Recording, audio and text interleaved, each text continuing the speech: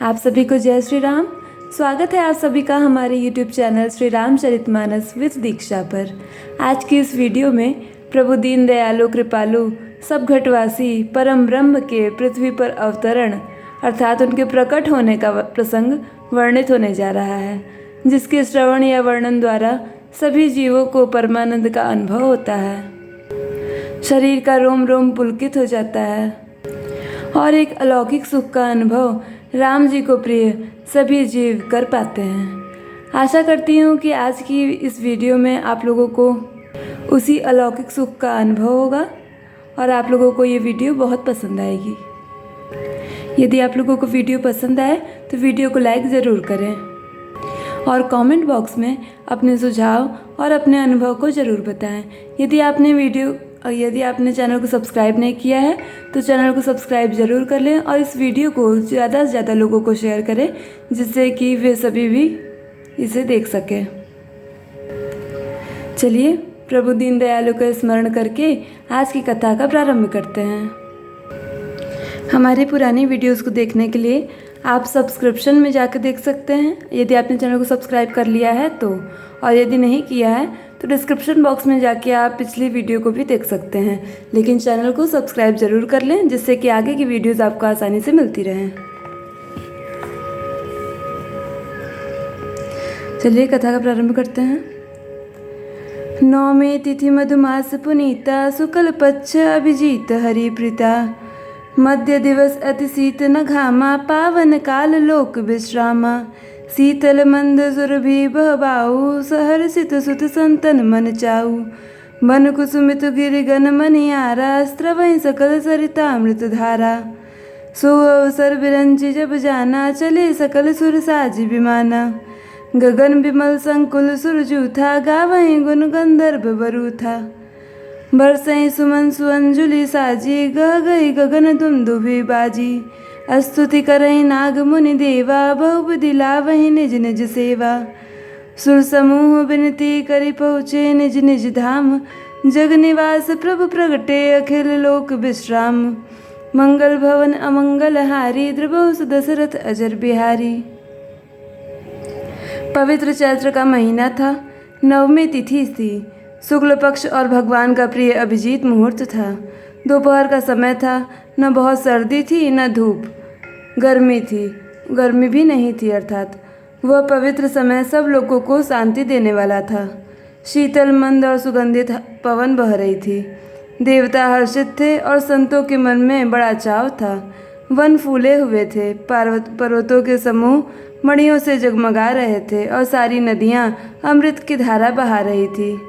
जब ब्रह्मा जी ने भगवान के प्रकट होने का अवसर जाना, तब उनके समेत सारे देवता विमान सजा सजा कर चले। निर्मल आकाश देवताओं के समूहों से भर गया। गंधर्वों के दल गुणों का गान करने लगे और सुंदर अंजलियों में सजा सजा कर पुष्प बरसाने लगे। आकाश में घमाघम नगाड़े बजने लगे। नाग मुनि और देवता स्तुति करने लगे और बहुत प्रकार से अपनी अपनी सेवा उपहार भेंट करने लगे। देवताओं के समूह विनती करके अपने अपने लोक में जा पहुँचे। समस्त लोकों को शांति देने वाले जगदाधार प्रभु प्रकट हुए।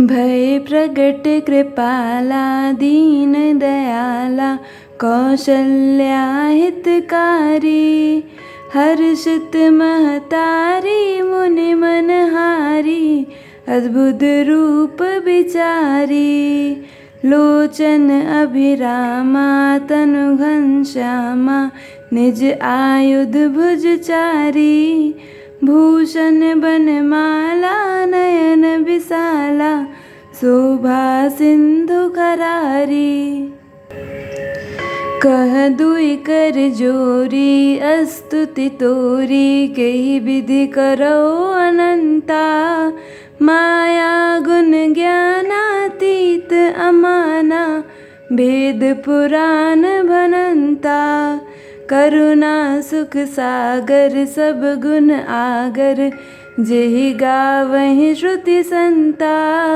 सोमम हित लागी जन अनुरागी भयउ प्रगट श्रीकंता ब्रह्मांड निकाया निर्मित माया, रोम रोम प्रतिवेद कहे मम उर्सो बासी यह उपहासी। सुनत धीर मति थीर न रहे, उपजा जब ज्ञाना प्रभु मुस्काना। चरित बहुत विधि किन्न चहे, कही कथा सुहाई मात बुझाई। जय प्रकार सुत प्रेम लहै, माता पुनि बोली सोमति डोली। तजहु तात यह रूपा, की जय शिशुलीला अति प्रियशीला। यह सुख परम अनुपा, सुनी बचन सुजाना रोदन ठाना। होई बालक सुर भूपा, यह चरित जिगावहि हरिपद पावहि। तेन परहि भवकूपा, विप्रधेनु सुर संत हित लिन्न मनुज अवतार। निज इच्छा निर्मित तनु, माया गुण गोपार। मंगल भवन अमंगल हारी, द्रवहु सुदशरथ अजर बिहारी। इसका अर्थ है, दीनों पर दया करने वाले कौशल्या जी के हितकारी कृपालु प्रभु प्रकट हुए। मुनियों के मन को हरने वाले उनके अद्भुत रूप का विचार करके माता हर्ष से भर गईं। नेत्रों को आनंद देने वाले मेघ के समान श्याम शरीर था। चारों भुजाओं में अपने खास आयुध धारण किए हुए थे। दिव्य आभूषण और वनमाला पहने थे। बड़े बड़े नेत्र थे। इस प्रकार शोभा के समुद्र तथा खर राक्षस को मारने वाले भगवान प्रकट हुए। दोनों हाथ जोड़कर माता कहने लगी, हे अनंत, मैं किस प्रकार तुम्हारी स्थिति करूं? वेद और पुराण तुमको माया गुण और ज्ञान से परे और परिमाण रहित बतलाते हैं। श्रुतियाँ और संतजन दया और सुख का समुद्र सब गुणों का धाम कहकर जिनका गान करते हैं, वही भक्तों पर प्रेम करने वाले लक्ष्मीपति भगवान मेरे कल्याण के लिए प्रकट हुए हैं। वेद कहते हैं कि तुम्हारे प्रत्येक रोम में माया के रचे हुए अनेकों ब्रह्मांडों के समूह भरे हैं। वे तुम मेरे गर्भ में रहे। इस हंसी की बात के सुनने पर धीर विवेकी पुरुषों की बुद्धि भी स्थिर नहीं रहती, विचलित हो जाती है। जब माता को ज्ञान उत्पन्न हुआ तब प्रभु मुस्कुराए। वे बहुत प्रकार के चरित्र करना चाहते हैं, अतः उन्होंने पूर्व जन्म की सुंदर कथा कहकर माता को समझाया, जिससे उन्हें पुत्र का वात्सल्य प्रेम प्राप्त हो, भगवान के प्रति पुत्र भाव हो जाए। माता की वह बुद्धि बदल गई।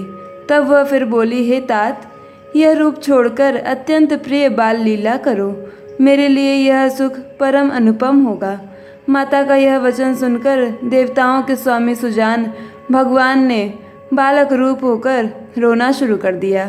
तुलसीदास जी कहते हैं, जो इस चरित्र का गान करते हैं वे श्री हरि का पद पाते हैं और फिर संसार रूपी कूप में नहीं गिरते। ब्राह्मण, गौ, देवता और संतों के लिए भगवान ने मनुष्य का अवतार लिया। वे अज्ञानमयी मलिना माया और उसके गुण सत, रज, तम और बाहरी तथा भीतरी इंद्रियों से परे हैं। उनका दिव्य शरीर अपनी इच्छा से ही बना है, किसी कर्म बंधन से परवश होकर त्रिगुणात्मक भौतिक पदार्थों के द्वारा नहीं। सुनि शिशुरुदन परम प्रिय बानी, संभ्रम चली आई सब रानी। हर्षित जहत धाई दासी, आनंद मगन सकल पुरबासी। दशरथ पुत्र जन्म सुनि काना, मानहु ब्रह्मानंद समाना। परम प्रेम मन पुलक शरीरा, चाहत उठन करत मति धीरा। जाकर नाम सुनत शुभ होई, मोरे गृह आव प्रभु सोई।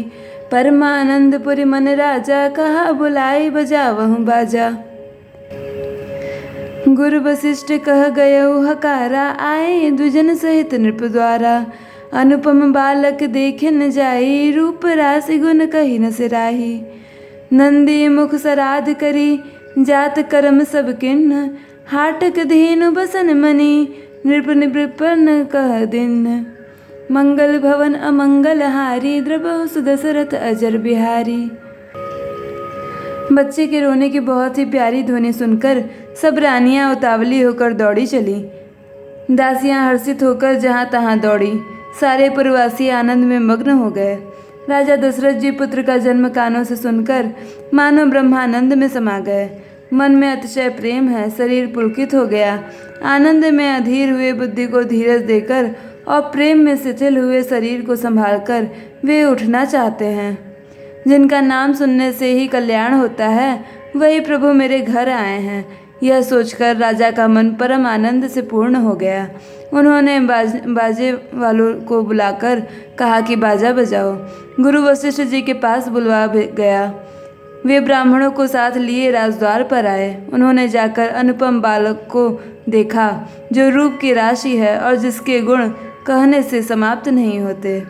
फिर राजा ने नांदी मुख श्राद्ध करके सब जात कर्म संस्कार आदि किए और ब्राह्मणों को सेना, गौ, वस्त्र और मणियों का दान दिया। ध्वज पताक तोरण पुर छावा, कहे न जाय जे भांति बनावा। सुमन वृष्टि आकाश ते होई, ब्रह्मानंद मगन सब लोई। वृंद वृंद मिल चली लोगाई, सहज श्रृंगार किए उठ धाई। कनक कलश मंगल भरि थारा, गावत पैठई भूप दुआरा। करी आरती ने उछार करही, बार बार शिशु चरणन परही। मागध सुत बंदी गण गायक, पावन गुण गावई रघुनायक। सर्वस दान दिन सब काहू, जय पावा राखा नहीं ताहू। मृग मद चंदन कुमकुम कीचा, मची सकल बिथिन्न बीच बीचा। गृह गृह बाज पधाव शुभ, प्रगटे सुषमा कंद। हर्षवंत सब जहत, नगर नारी नर वृंद। मंगल भवन अमंगल हारी, द्रबहु सुदशरथ अजर बिहारी। ध्वजा पताका और तोरणों से नगर छा गया। जिस प्रकार से वह सजाया गया उसका तो वर्णन नहीं हो सकता। आकाश से फूलों की वर्षा हो रही है। सब लोग ब्रह्मानंद में मग्न हैं। स्त्रियां झुंड की झुंड मिलकर चलीं। स्वाभाविक श्रृंगार किए ही वे उठ दौड़ीं। सोने का कलश लेकर और थालों में मंगल द्रव्य भरकर गाती हुई राजद्वार में प्रवेश करती हैं। वे आरती करके निछावर करती हैं और बार बार बच्चे के चरणों पर गिरती हैं। मागध सूत वंदीजन और गवैये रघुकुल के स्वामी के पवित्र गुणों का गान करते हैं। राजा ने सब किसी को भरपूर दान दिया। जिसने पाया उसने भी नहीं रखा, अर्थात लुटा दिया। नगर की सभी गलियों के बीच बीच में कस्तूरी, चंदन और केसर की कीच मच गई। घर घर मंगल में बधावा बजने लगा, क्योंकि शोभा के मूल भगवान प्रकट हुए हैं। नगर के स्त्री पुरुषों के झुंड जहाँ तहाँ आनंद मग्न हो रहे हैं। कैकेयी सुता सुमित्रा दोऊ, सुंदर सुत जनमत भय ओऊ।